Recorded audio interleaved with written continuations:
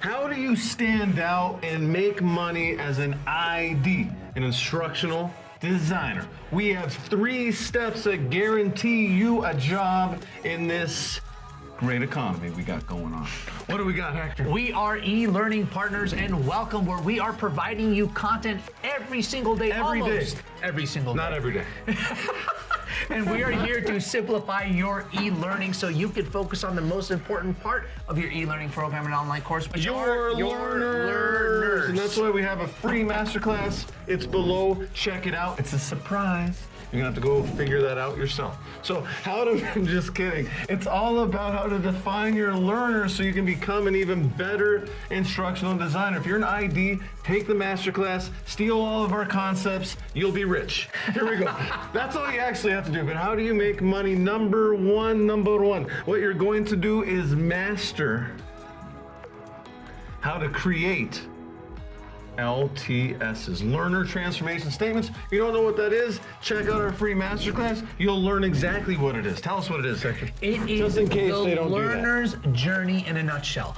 Okay, what we want you to think about is when you are creating an LTS, learner transformation statement, when a learner is about to take the course that you are creating as an instructional designer, the A point is, where are they, right? Before taking your course, like let's say, for example, I'm gonna take a course about losing weight. What is the A point of somebody taking that course? Are they overweight? Is there some dietary issues that they're having, right? And the point C is, after they take the course that you develop as an ID, as an instructional designer, after taking the course, Z is the point where they're gonna end up, whether if that's losing a certain amount of pounds, whether if that's having a better diet, whatever that course These are the results. So if you learn how to create these, you are going to be an extremely successful ID. The second thing is creating a process and also a learner feedback loop. Johnny, tell us all about that. Here's what it's gonna look like. What you do is you go into a company and you're gonna wanna have some guidelines of how to actually script all the other letters that occur in this A to Z journey. Because once you have the A to Z journey figured out, what you need to do is create learning objectives. We have a video all about that above. So if you want to learn about how to create milestones, not learning objectives, or milestones as learning objectives, check that out. But you want to have your own process. And it's really going to be a triangular process, because the first part is develop the script. Right? So you want to have a scripting process to create these other letters. Then you're going to take that to your learners, because we want to get that learner feedback. And then what you're going to do is you're going to take that over here. That was a terrible error. I don't know. Divert. I don't know what's going on. But then here, you're going to, I don't know. What happens here, Hector? I actually don't know. There you take the learner feedback and you implement it into your content, into your design, and then you rinse and repeat.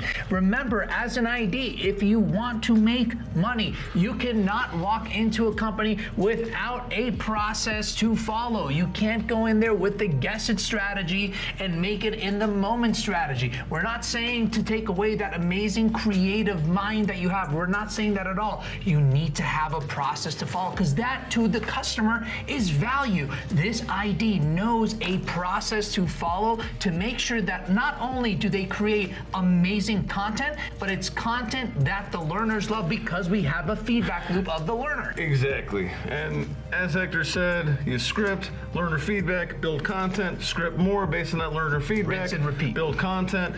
Okay, so what we got next is the technical abilities of an ID. Is you want to know how to use authoring tools, and not just use them, you want to have a lot of experience in them.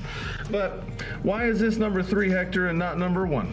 Authoring tools is number 3 because technology is the last thing that you need to be focusing on, because it doesn't matter how amazing your content looks like. What matters is, are you transforming your learners? Are you giving your learners what they need? Exactly. Are your learners getting what they expect? Are you solving their biggest challenges? Exactly. That's why number 1 and number 2 are most important. And once when we hammer those 2 things down, then we can move into the authoring tool, the actual tools that allows us to create that content that will live on that e-learning program or online course. Exactly. Knowing authoring tools is a technical skill, an important technical skill, but it's replaceable. Someone who knows Rise, which you should probably have some knowledge of Rise, you should also have some knowledge of Captivate, and you should have some knowledge of Storyline, which is the hardest of the 3. But this is replaceable. You can find people that know Rise, Captivate, and Storyline. But can you find people that know these 3 and know these 2? Much less prevalent. So by mastering these 3 things, you're gonna make a lot of money as an instructional designer, because you're gonna go into that company, you're gonna have the technical ability, but then you're gonna wow them with the process, learner-centric knowledge that's in here, because you took our MasterClass, which you should go sign up for right now. And we have another video for you. What is it? So the next video that we want you to go check out is all about authoring tools. Do you need an authoring tool? So if you want to learn more about authoring tools, number 3, because you already know these 2 and you took our MasterClass, go check out that video and we'll see you there.